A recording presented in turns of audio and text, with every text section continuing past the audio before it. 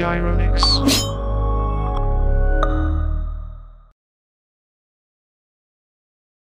Welcome to this lecture on semiconductor devices. In this series, we'll discuss the theory of operation of diodes and transistors, and we will learn how these components work and their basic principles. So let's get started. And this will be our topic outline. First, we'll discuss the atomic structure of conductor, insulator, and semiconductor. We also have the properties of semiconductor. So we have two: the intrinsic and extrinsic semiconductor, and the two types of extrinsic semiconductor, which are N-type and P-type. N stands for negative, P stands for positive. Okay, first is the atomic structure. We have here an example of a copper atom, and we have what we call a valence orbit. And this is the outermost electron shell or energy level of an atom. And the electron in that valence orbit is called the valence electron. And this one controls the electrical properties of the atom. So example of electrical properties, we have conductor. A conductor are materials that allow the electric current to flow through them. Electric current flow happens if this valence electron is dislodged in that outer shell or in that valence orbit. So this is what the electric current flow is. Okay, so the valence electron dislodged from that valence orbit. An example of conductor are copper, silver, and gold. And in this three, gold is the best conductor but a little bit expensive. That's why copper is widely used as a conductor. So it is a lot cheaper compared to gold. And atoms with less than 4 valence electrons are conductor. And of course, the best conductor are those atoms with 1 valence electron. So example is the copper atom. Since having 1 valence electron can be easily dislodged in the valence orbit, which causes the electric current to flow. Okay, so again, conductor atoms has less than 4 valence electrons. And we also have insulator. So we have here an example of sulfur atom. So insulator are materials that do not conduct electricity. So example are rubber, plastic, and sulfur. Of course, the most commonly used is rubber, as we can see in our electric wires. So we use rubber as an insulator. And these are the atoms with more than 4 valence electrons. So example here is sulfur. So if we're going to count the valence electron of sulfur, we have 1, 2, 3, 4, 5, and 6. So there are more than 4 valence electron, and sulfur is an insulator. And next is the semiconductor. So from the word semi means half. So it means sometimes it is a conductor, sometimes it is not. So semiconductor has an electrical properties between a conductor and insulator. So example are silicon, carbon, germanium. Of course, the most widely used is silicon. This is the most abundant. You can make silicon out of sand. And if we're going to count the valence electron, we have 1, 2, 3, and 4. So exactly 4 electrons. Okay, so next is the properties of semiconductor. So we have an example here, a silicon atom with its 4 valence electron. And we have what we call the valence saturation, which the atom tends to have 8 valence electron for its chemical stability. And one thing to note that the valence orbit can hold no more than 8 electrons, which means the maximum electrons it can hold is 8. But our silicon atom has only 4. It needs 8 for chemical stability. So what this silicon atom do is it will bond to the neighboring silicon atom. Okay, so these two silicon will share that valence electron through covalent bonding. Okay, so another silicon atom, okay, it will bond. Okay, so another one, it will bond. And another one. So if we are going to count the total electrons now, we have 8 valence electron.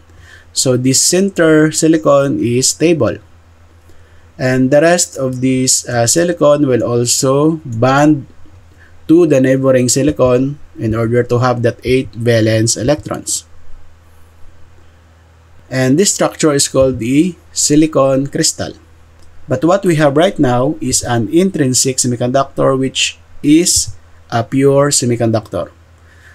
Pure semiconductor does not conduct electricity. Again, the pure semiconductor does not conduct electricity, which means it acts like an insulator at room temperature. So there is no exist electron in this silicon crystal right now. So what we do is we create an extrinsic semiconductor by the process called doping. So doping is the process of adding impurity atoms to an intrinsic crystal to alter its electrical conductivity. So example of the impurity atoms are those in the group 3 elements of the periodic table. Example are boron, aluminum, gallium, and indium. Group 3 elements, which means they also have 3 valence electron. Okay, so again, group 3, 3 valence electron. Other impurity atoms are those in the group 5 elements of the periodic table, which are example, phosphorus, arsenic, and antimony. So group 5 also means they also have 5 valence electron. Again, group 5, 5 valence electron. So adding impurity atoms create 2 types of extrinsic semiconductor. And we have 2 types of flow. So first is the electron flow, which is from negative to positive. We also have a hole flow, which is from positive to negative. But the actual flow is the electron flow. The hole flow is theoretical only, okay? So which means it does not exist in reality. So hole flow is only used to theoretically analyze the behavior of a semiconductor devices. Okay, so again, this is not the actual flow. It is an imaginary flow, okay, the hole flow. So the actual flow is the electron flow. Okay, so let's proceed with the N-type semiconductor. Again, what we have right now is an intrinsic semiconductor. There's no electron flow in the silicon crystal. What we do is we dope it with sample. The first one, we dope it with pentavalent. Okay, penta means 5, right? So which means the group 5 elements in the periodic table. So example, we dope it with phosphorus. Okay, phosphorus of course has 5 valence electron. So this phosphorus will bond to the neighboring silicon atom, okay, to create 8. And this one is free to flow since the valence orbit can hold no more than 8 electrons. So we have 8 now, this one. Okay, so this is 8. Okay, so we have free electron. Electron is negatively charged, hence we have this N-type. So the negative type semiconductor. And of course, the majority carrier in this N-type semiconductor are electrons. So there is more electrons compared to holes. So holes are the minority carriers. So the same concept applies with the P-type semiconductor. So this time we will dope it with the trivalent impurity. Tri means 3. So which means these impurities have 3 valence electron. For example, we dope it with boron. So boron has 3 valence electron. So same concept, it will tend to have 8. So this boron will bond to the neighboring silicon. This one also. So we have now 6. We have 7. And if you notice in this one, so we are lacking electrons. Electron is negative. So if it's not electron, that is positive, or we call it a hole. And this hole will be attracted to the negative. So we have now a flow from positive to negative. And that is what we call the hole flow. So this positive will be attracted to the negative. But take note that this hole flow is only theoretical in concept. It doesn't really happen in actual application. It only used to explain more easily the comparison between the P-type and N-type semiconductor. Electron flow denotes that there is an exist electron. Electrons are negative, hence we have n-type. And hole flow denotes that there is an exist holes. Holes are positive, hence we have p-type, right?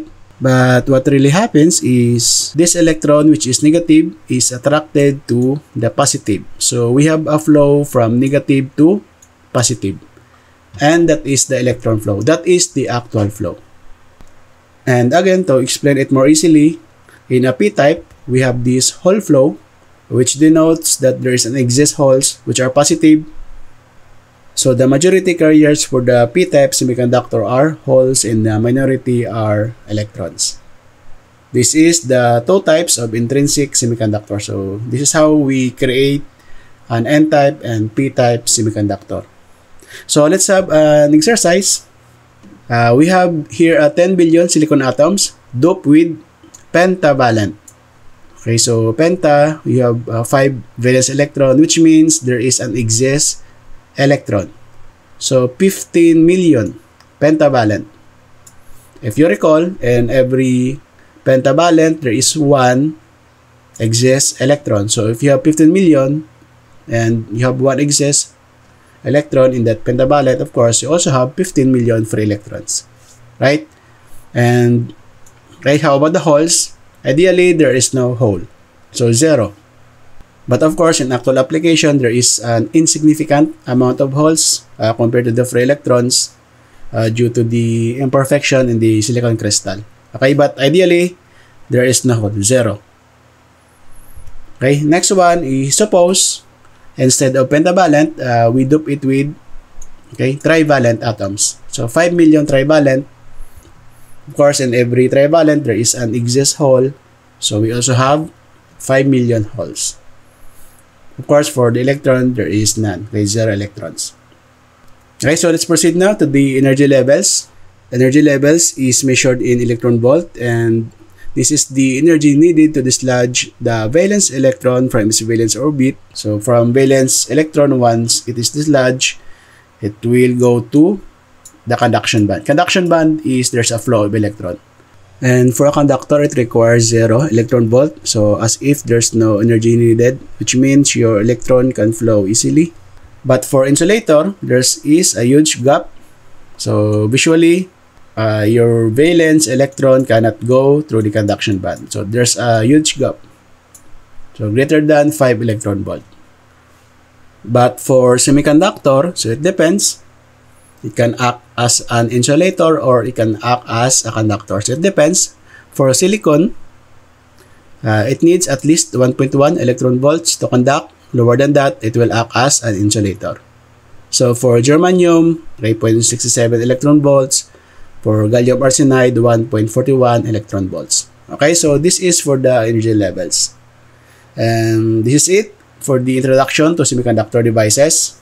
I hope you learned something from this lecture and hope to see you again on the next one.